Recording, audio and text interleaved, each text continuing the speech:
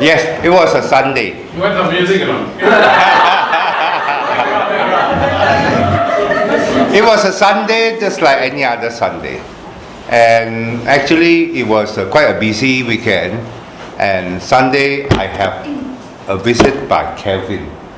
Where's Kelvin? He's outside having food. Yeah. Kelvin is the first angel in this series of happening. Yeah. So Kelvin was here, and he wasn't intending to have dinner with us. He just dropped by and dropped something. But because I wanted the presence of him and his wife, the wife come from Shanghai, and I want to send my children to Shanghai for experience in Mandarin. So I say, no. You wait, come, we're going to have dinner. And this is Kelvin.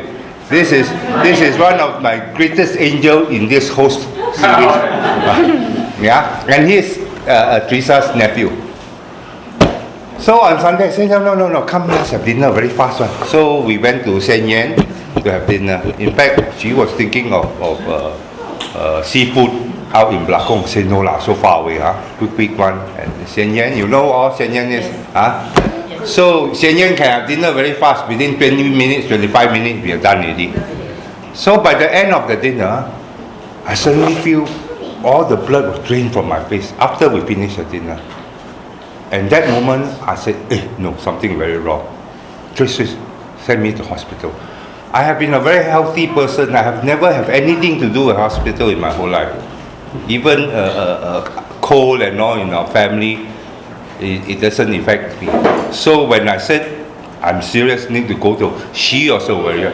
So first thing first, want to get, then she has the presence of mind, said, get some Panadol from the shopkeeper, the restaurant from NG. So they would have some Panadol. So I stagger out. When I stagger out, my car was blocked. Cannot go out. So, Kevin, use your car. So we get in Kevin's car, drove quickly to Sungai Long. Under 3 minutes, we sent him there. We are there, and that time I was already feeling chest pain, and Teresa actually was the one. Please. So I got the. Anyway, the MA was not there. The doctor was not there. There was only this medical assistant.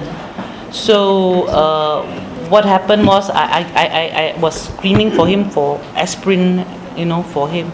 Anyway, got him the aspirin. I asked him to chew on it, and then I called his friend, Teo Siang Chin, Dr. Teo Siang Chin. I got a list of doctor friends. She should select this one. Somehow I decided to choose Teo Siang Chin because he plays golf with him anyway. So anyway, I called Teo Siang Chin. I said, Siang Chin, I said, Kah Seng's having cardiac arrest. Then he said, what happened? He said, where are you? I said, I'm in Sungalang Hospital. Where's the doctor? I said, there's no doctor here. I was really desperate. So said, give me the MA. So gave the handphone to the MA, and he got him to issue morphine to him first to stop the pain. So then the moment morphine was issued, I was delirious. He was delirious. He is not the Jesus Christ type, okay? All right, he called to Jesus. Whole life I never. He started saying, "Thank you, Jesus. Thank you, Jesus. I'm so grateful, Jesus. Thank you, Jesus." But he was still in pain. So then he had somehow even though he was issued morphine, he has the presence of mind to ask me for ice. For ice. Because I was burning out. He's burning out. It is. Even though he was calling up to Christ and all, thanking Christ, but he is still going, Trish, I need ice. So I called to the nurse. I said, I need ice. So the nurse went in and get me a small piece of ice. Why the ice was important, I tell you all later. It was very significant actually.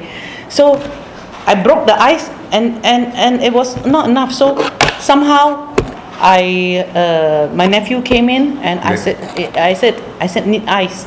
So he happened to have 3 bags of ice in his car. Kelvin that night actually was going for barbecue. That's why he didn't want to have dinner. So he bought the ice, everything ready. In the car. We have taken my car. My car was blocked. We wouldn't have the ice. We wouldn't have any ice. All right. And so I was lying horizontal. So I poured the ice into 3 pillowcase and I packed him front and back and his head, because all my thing is to save his brain. If he had blockage or anything like that, he would have been paralyzed or whatever. Something serious would have happened. In this incident, that was a very significant part, as on the hindsight. So what happened later on was, then the doctor, the Sungai Long doctor came in. He just finished dinner, okay, and he said, "What happened?" I said, "My husband having cardiac arrest." Then he started calling. Then I said, "Morphine has been issued." I was stabilized by and then. Stabilized already. So he started calling. I was very angry with him. First, for not being there, number one. Second thing, I nearly jumped on his throat when he told me there's no doctors in Pantai. He's trying to call Pantai Hospital. Pantai Ceras. Pantai Ceras. And then he said, "Oh, there's no doctor, no room." I said, "What?" I nearly jumped. I want to kill him. Teresa, when Teresa say want to kill him, she practically is doing that. There's no doctor. My husband, I panicked, So, but so happened, his friend called me back. He said, "Teresa, please send your Kah Seng to IJN right now. The emergency team is waiting." So, okay lah. So I quickly packed him in. He's stabilized already. Went into the what do you call that, ambulance? We used the Sungai Long ambulance. And I tell you, miracles of all miracles, we were there within 20 minutes. It was 9 o'clock on a Sunday 20 evening. minutes. I tell you, after he went to hospital, every time I try to go down to IJN, it'll take me 3 hours. If I leave 7 o'clock in the morning, I'll arrive at 11. If I leave at 4 o'clock in the evening, if I leave at 7 o'clock in the morning, I will arrive at 11. If I leave at 4 o'clock, I will arrive at 7. Every day, almost like that. So the journey was, according to her, I didn't know. It was like Moses parting the sea like that. No, it was just going like that. No, the cars was. The ambulance come, all the car was leaving. So that's why we were there within 20 minutes. 20 minutes we were there. And by the time he arrived in the hospital, the whole emergency team was waiting there. And went in, they took his blood. I tell you, IJN is very special. Normally, when they take our blood test, it'll take you an hour at least. They shoot into the computer, in 2 minutes, all the results came out. His blood type, placentate, and the enzyme level, everything was up within 2 minutes. I was and later really I discovered impressed. from the ICU nurse, they are the only hospital in the country with this. So amazing. So this anyway, equipment. went into the CCU ward, the coronary ward, and they took his X-ray. They did everything. They gave him some more morphine, and then he at that time was already delirious already, because that the third dose of morphine to stop the pain. And at this juncture, I interrupt. On cardiac arrest, when do you know cardiac arrest? What kind of pain? The kind of pain is like when you lie flat on the floor, somebody stand on your chest. That painful, that intense. So morphine is the only drug that really can take away the pain and give the patient a bit of a relief.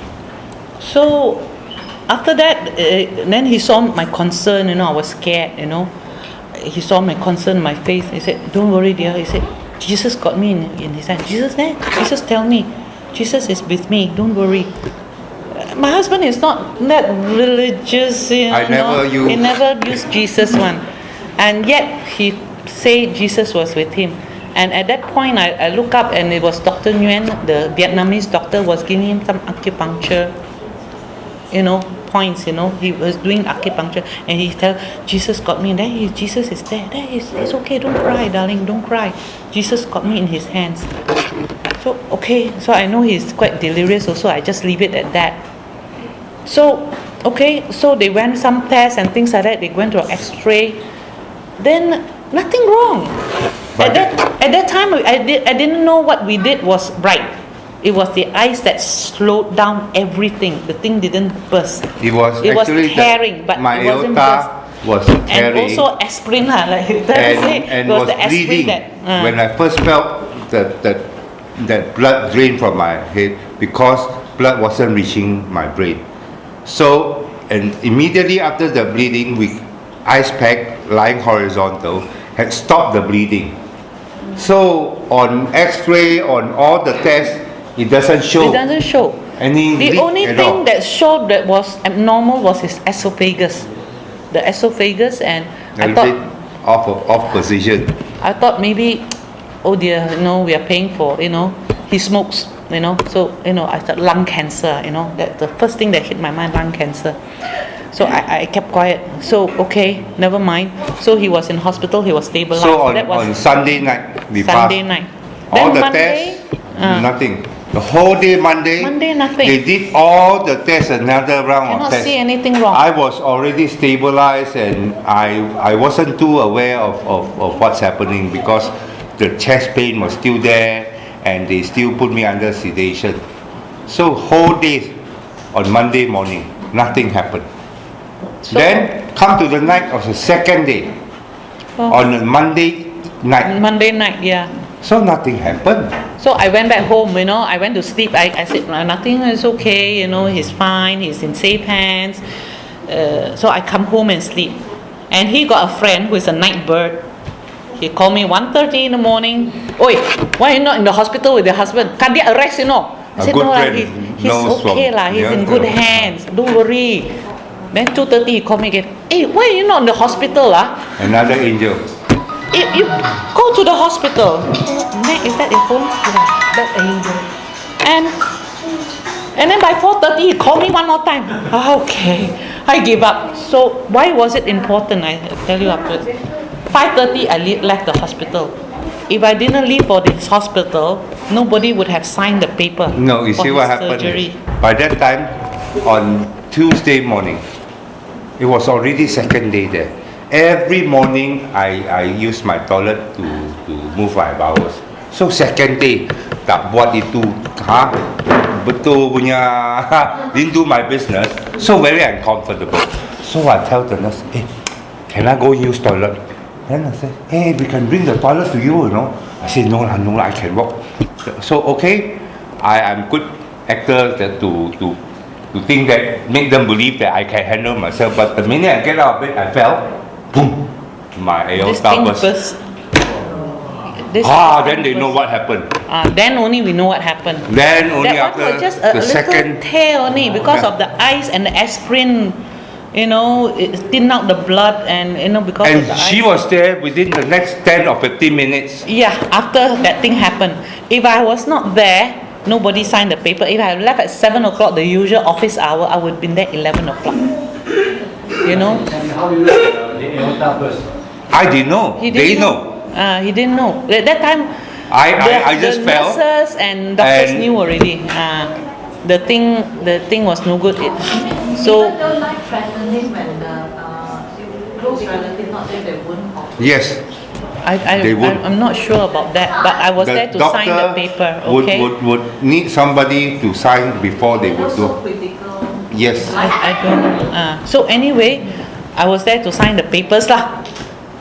And then after an hour, they were discussing with him. He was lying down on the bed, how they're going to perform the surgery. They're all surrounding his bed, and then I told him I know something very serious. I don't know how serious at that time, but I knew it was serious. So I told him, and actually his friend Teo Siang Chin texted me and said, I'm coming to see him now. You better get your children to come down. This is serious. And now at this time, I'd like to introduce Teo Siang Chin. Teo Siang Chin is a good friend of mine. We go golfer. I call him Doc. But actually, he was also the ex-president of MMA, Malaysian Medical Association. He also was the Director General of Malaysian Hospital Services. He's a career hospital administrator. Actually, his title is Datuk Dr. Teo Siang Chin. Those civil I call him servants Oi. who got datuk ship from, I go, oi, you know. Siang Chin. So I call him I don't know. you know. I don't know how he's. Anyway, I told him, So Teo Siang Chin is coming. He know how to arrange the best. So I told him, I said, yeah, don't worry, Teo Siang Chin is coming, you know. I said, then one of the doctors picked up, who? I said, Teo Siang Chin, Dr. Teo Siang Chin. Then he started, oh, my good friend, my golfing partner, you know, Teo Siang Chin, Dr. Teo Siang Chin.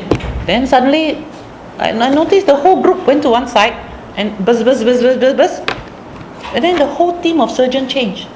Actually, that team was supposed to perform on him, but the whole team changed, and he suddenly got the best surgeon in Malaysia. I can tell you, we had Dr. Azahari, we had Surgeon Pao, we had the best anesthetist for him. Even the nurse I discovered when I woke up was the lead nurse. And after when Teo Siang Chin walked in, I can see him. I knew because his name lends some weight, and all the doctors start doing PR with him and things like that. And then Surgeon Pao talked to him, and Dr. Hazard again. They went down to his bed and talked. He said, "No, Mr. Wong, I'm going to perform the surgery on you. Now it's going to be like this. It's like crossing the road and get hit by a truck. If you're not lucky, you get hit by a truck, you die, you know." So this fellow very sporting said, "Okay, let's do it, shake hand." You know. So we went in for surgery about 12 o'clock, I think, and finished about 5:30. So after that, then it was like, I asked for prayers, I asked all of you for prayers. And I keep asking the doctors, how is my husband? I said, wait, just wait. For 3 days, they didn't close the sternum up. And after the surgery, I was out for 3 days. 5:30 they finished the surgery. He was wheeled out about 5:30, 6 o'clock like that. 3.5 hours surgery, And then according to the surgeon. After at that time, I text Alice and text my sister. They all, to pray for Kah Seng because very critical. 8:30, I saw the nurses and hospital assistant rushing into the ICU ward with the blood, placentate, and surgery equipment. I said, "What is happening?" Then I rushed into it. I was cornered in one corner. "You are not going in. You cannot go in. No, cannot go in." But I heard, psst. I knew that, they sterilized the curtain, everything. The next thing I saw was, blood was flying all over the place, the floor, the curtain, everything. She didn't get to see. My younger brother was there. He was telling me after the God, Whoa, I also cannot stand. They didn't close the sternum, The two surgeons was there. Whole body was covered with pure blood, he told me. Then after he see he chabot. He also cannot stand. It was, the blood just splashed out, everything. And that was in the ICU, This is after the 3.5 hour surgery. No, they opened up and they didn't. They left that one open. They left my rib cage so that they open can go in and out in for case more of than 24 emergency. hours. Just because in case they expect something like that to happen. They are very good. They are very good. Surgeon Pao told me that on the later consultation, he had to lower my body temperature to 20 degrees C. It takes some time to do that before they start the surgery, so that they will slow down the whole body. So when they bring the body temperature went up again, they were worried rupture, and that's why they left the stern open. And I think leaving the rib cage open for so long, it affect the recovery. So anyway, what happened was the heart was like that, the ascending aorta. This was where it ruptured. So anyway, never mind about it. I don't want to go in details. I cannot stand the details myself. Anyway, on this surgery, later some of the surgeon, because after the surgery, they have to go to different doctors for sonar scan and all. The doctor was telling me, "Oh, this one is a tough one."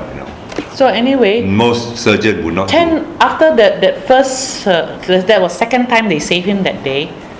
And then at 10 o'clock, 10 something, I felt something was not right. It's too quiet. It was simply too quiet. So I called up my children. It was too late to call anybody to kneel down for prayers. I called my children up. You please kneel down now and pray for your father's life. And after a while, the doctor came out and tell me, your husband's heart stopped actually. They had to go in and massage it. They cannot. Even the pacer they had on the ribs to I think it's the electric pacer to start the heart didn't work. They had to go in actually. And use the hand to massage it back. And all this happened in the ICU. So that was the third time that they saved his life. So anyway, I didn't leave the ICU for many days. But I can tell you, the ICU ward the waiting room is so cold. It's like 18°C like that. No, it's very cold. But I mean, every time I kneel down to pray for him, I feel somebody lights up candles around me like that. Candles, it's like it feels warm. Every time I kneel down, I feel warm. Somehow I felt that. I know my angels and saints was with me, and I always pray to Saint Joseph also, and I know my angels were saying. I know Saint Teresa was there. So I also pray to Mother Mary. I know everything, So after that, then on Thursday, the Nigerian doctor that was the first team. They were the first team. Came and told me, said, your husband's heart very strong. He's going to survive. And then Dr. Azahari came also and told me. That's when they always sew up my. And they were so happy, They were confident that it will last. Azahari came in and said, we did our best. The rest is up to him. Okay, if you want to survive, the rest is up to him. I didn't know what he meant at that time. Okay, and another doctor, Dr. Doshi, came and tell me, something? We thought it couldn't be done. They were the first team of surgeons. They were supposed to perform the surgery. They think it couldn't be done. He said, we thought it, we didn't think it could be done. But Surgeon Pao showed it can be done. And he's 60 years old. And his hand was so steady. They had to do a ascending look over like that. Using his same aorta. The same, so he had no stem, no artificial thing in him. They pull it back. And stitch it, and it was a very high pressure point. It's a high pressure. They actually clamped it, They clamped the aorta and looked over. So that's why they have to lower my temperature to 20 degrees C. And when they bring it up, it's always a chance of 8%, according to the which Dr. actually Doshi, it did. Dr. Doshi was saying, we thought it couldn't be done, but he showed us it can be done. So I think, thank God you all didn't do the surgery. At this point, I like to urge everyone, if your friend, if you have any heart problem, please do not go to any hospital or other institution except IJN, because this is the only hospital in the country which is dedicated to cardiac problem. And anyway, they have the best equipment and the most advanced equipment and the most well-trained staff. I was totally impressed. So Excellence all on around. Thursday night, they told me, so I was so relieved already. I was very relieved. So actually, I didn't go home at all. I stayed in, the ICU ward, waiting room, all these 3 nights. I didn't leave at all. I think I was the only one there. I was the only one there. The rest of the patient, their relative was never there. I don't know whether I'm overdoing, but I couldn't leave him even for 5 minutes. I can tell you that. And she suffered tremendously. In fact, I was totally out, I did not suffer because I wasn't conscious. So, she was the one who suffered the most. all the patients that come in an emergency, like his case, all didn't survive. There were 7 cases. Cardiac arrest 3 nights cases, I was there. Emergency 7 usually. cases that came in, none survived. And every time they were in the waiting room, crying, so arranging for funeral, I was like, I want to run out. Imagine the agony that I just want to run out. My husband. All that. Oh, All those that came in, didn't survive. I can tell you, 7 cases. She had to that go 3 through nights. the agony of all this, None. seeing other people pass away. None And the survived. husband is in ICU and still under sedation. So anyway, that day, My Thursday, the doctor said, your husband going to make it. You know, his heart very strong. He's going to make it. I thought, okay. So I came home for the first time on Thursday night. So they brought That me was out in the morning. on the 12th September. So on the 13th, they said, anyway, they told me, I know it's going to be difficult lah, because I don't want to see you, so I don't want to be there, because I know he's going to wake. They're going to turn down the drugs, and they're going to get him to wake up. So when he wake up, he probably might not know where he is and things like that. And true enough, and that morning when I left at 7 a.m., I arrived 11 o'clock. Nurses called me at 8 o'clock and told me that your husband is struggling because he started pulling all the equipment out. He don't know where he was. So he started pulling out Because everything. I was unconscious for 3 days. And So- when I went unconscious, there's no tube anywhere. And I wake up, tube here, tube here, So- tube here, tube here, tube here. So they call me and said, I panic. I don't know what to do. I tell you, I really don't know what to do because I was in the traffic jam. So by the time I arrived at 11 o'clock, they stabilized him. But that they was told just him a already. small- They told him already. They told, no. But the thing is, because his after lungs- 3 days of not of being No, the lungs unconscious, collapsed, Kah Seng. Yeah. His lungs collapsed. His lungs collapsed, and they have to force the air. He has to breathe in on his own. He had to start breathing on his own to bring his lung up. So he's very good. He soldiered on. He really soldiered on. And no water, because if they administer any water, his lungs will fill up. no. You know. You see, So I know. The surgeon told you that you can have some water. The first team, He's just when very clever. He got the 10 first team ml of water. doctor and Yeah. ICU nurse was very reasonable. I came out of unconsciousness. I told them very sad.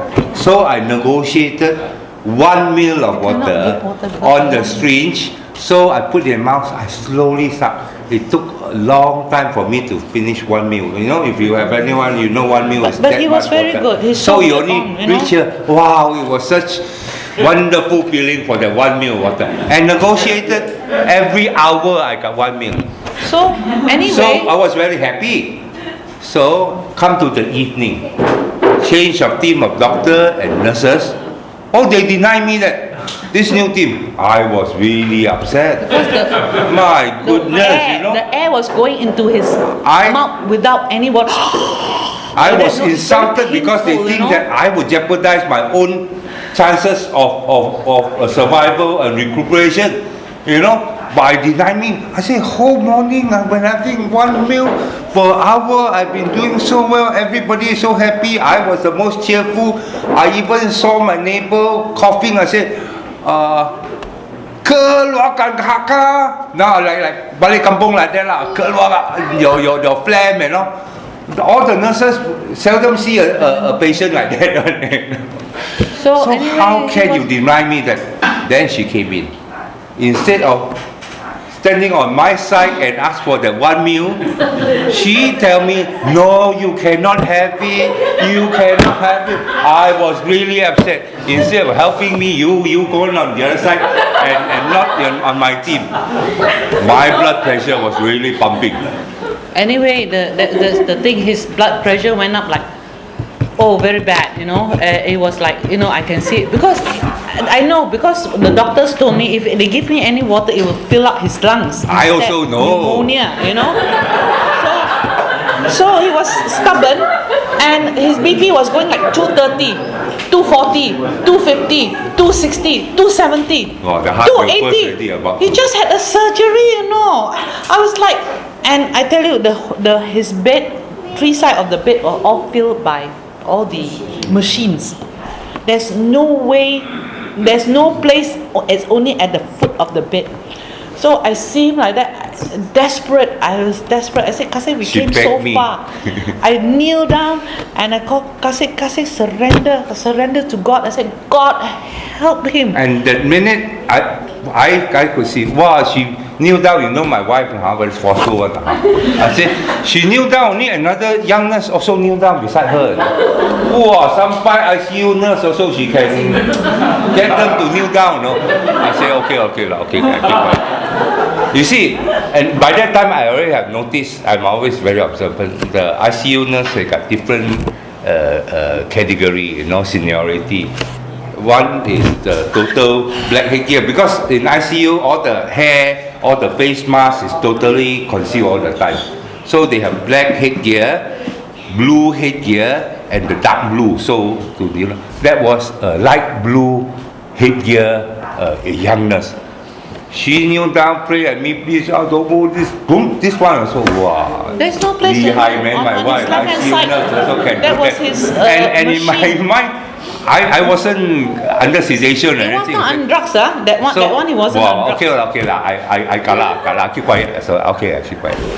So miraculously, his lungs just fill up by And morning. from that one, the recovery Miraculously, was very, just very fill quick. up, very quick. So the next thing in the morning, I said, wow, how come who she can go and influence until can kneel down? I check with my nurse, hey, who kneel down? Because I got very good relationship with all the nurse now. Every day there's a new shift of nurse. I say, who start kneel down with my wife? No lah, your wife alone really. No, there was a nurse. Oh, no lah, it's your only. Say, okay, never mind. Could you check the list? It must be a Christian lah. Okay, show me the list. Or Malay, not one Christian. I say, okay lah, I also don't know. Then later I told her about it. In blue. In light blue. Then she said, that must be Mother Mary. Oh, maybe, I have no doubt I saw it, and nobody else see it. I didn't see it. I know I was alone when I was knelt down and prayed. I knew there was nobody else, because on the left hand side of his bed there was 2 or 3 machines just going tick tick tick tick, and then I know one of them was for the lungs. And there was there's no space, only the foot of his bed. That also a very small narrow space. I knelt down there. I told him, I said, it's Mother Mary. It has to be, only she can intercede. Only she alone can. So another 3 more days of ICU.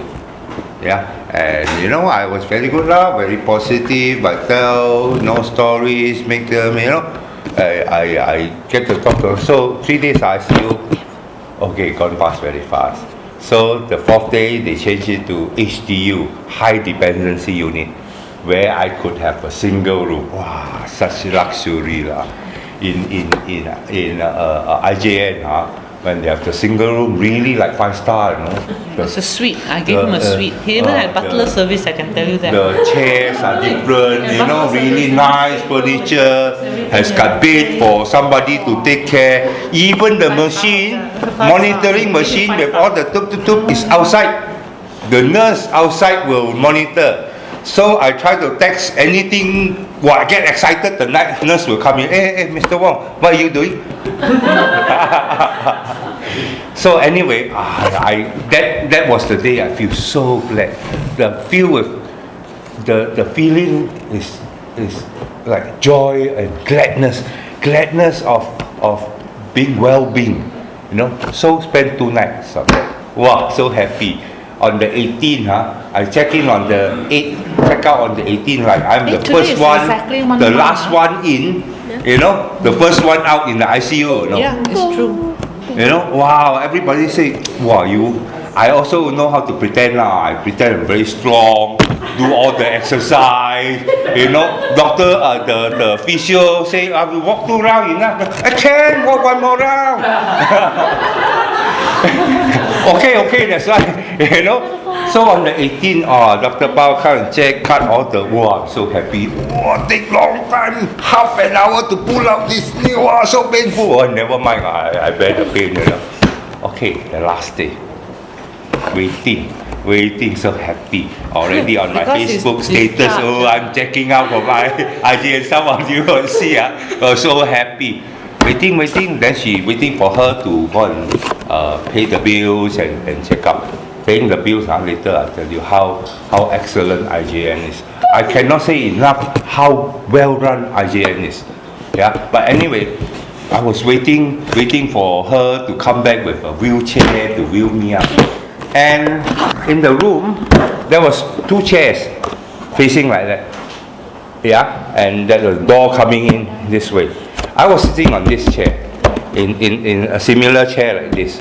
You know lah, after so many days of all the tubes, and just on that day when the last tube was taken out, and still there are some string that I had to come back about a week later to remove. Anybody would be reluctant to move. I was reluctant to move, but somehow I feel compelled to change seat. So from this seat, I just move over.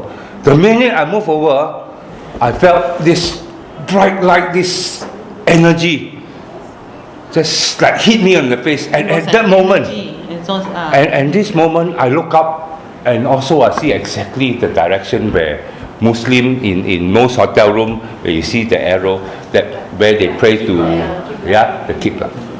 And to me, the impression is, Cried. and it's God. I was addressing, thank you, my Lord, thank you, God, for, and I didn't know what I say. I didn't know how long. I apologize. I confess. I sorry for all the things I said and all the wrongs I did. And I was crying and bawling. Yeah.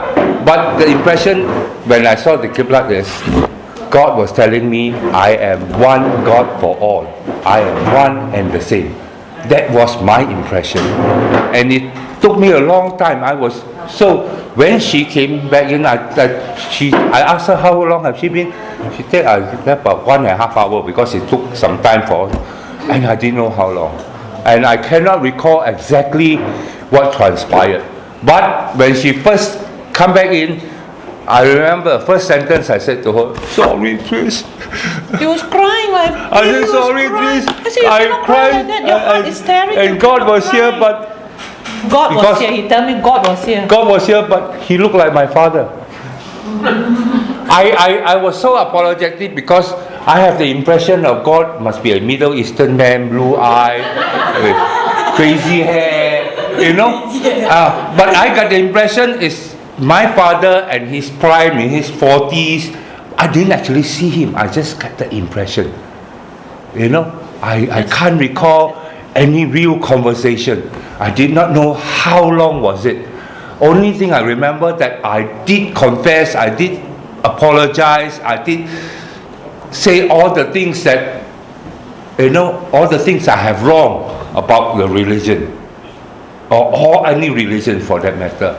And when she came and saw me, I was still on my knees and crying, and Yes. she was very taken aback. So I told him, I feel that, God will appear to us in familiar, if God were to appear to us in His own form, I think we'll die of shock. We should die we'll die. So, it came the impression of his father. So after that, we took him out to the hospital. But anyway, it was like in his critical hour, I call, I thank you all. I think your prayers and your positive thoughts had really helped. And I could feel Alice it, and Francis that I got a lot of friends, I got a lot of supporters. And Rita, she prayed for us. I feel love. Yeah. I feel love. Yeah. Really, when I feel in the HDU, the feeling of joy, the feeling of, I am loved. The ordeal is over. Yeah, and that was the feeling, and it had to, before I leave, and had to keep with this tremendous experience of this powerful encounter. I still cannot put into words exactly how could I describe this. I can tell you, from the very beginning right to the end is like God knows what He's doing. He's arranging for us to tell you all this story. I can tell you that. And He's Dr. George, after I retelling this, and Dr. George pointed out, God could help you. God can help a lot of people, help everyone, but He don't appear in front of them. And the very fact that you did have the privilege of presence of God, to the end. that must mean something. And I think Dr. George really pointed out to the point.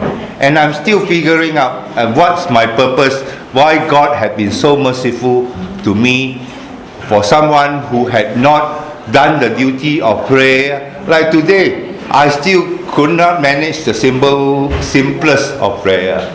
And why do I get the privilege of a visit? Yeah, why more than one visit? And the chain of event of all these angels that along the way at the right time, at the right moment to save me, is just one word: miraculously. I feel resurrected. And for that, I feel I'm very obligated to recount my encounter, my adventure. Yeah, this is the very basic I can do. I do not know if it affects your faith or affect you in any other way, but it's just being a true experience. Yeah, it was a true experience. From the very beginning and right to the end. God I'm so blessed. arranged. And in fact, after that, I wrote on my phone to my friends, "Oh, I'm living this stressful life in KL. I'm going back to Penang. Anybody? I'm going to rent a place by the sea, have a little outboard motor running around." Immediately the same day, I got 3 friends offering, "Hey, Kah Seng, you can stay in my unit." So blessed, You know, as long as you like, no rental is required. So I selected one in Tanjung Bunga Park. And So guess where it is? It's right opposite the seminary, our pre-seminary near Stella Maris. So he got lots of company, Father Julian, all down there. and I'm so blessed. So, Yeah, so- any of you guys coming through Penang, for sure I will take you, because I'm a real local Penang. I'm a born and bred Penang boy. You gotta cut the cake for. Please have a piece of cake. for So your- come through Penang, I'll take you to makan the real Penang food. Hey, Sapanya is one thing. Thank you for listening. I can't stop talking hours, huh?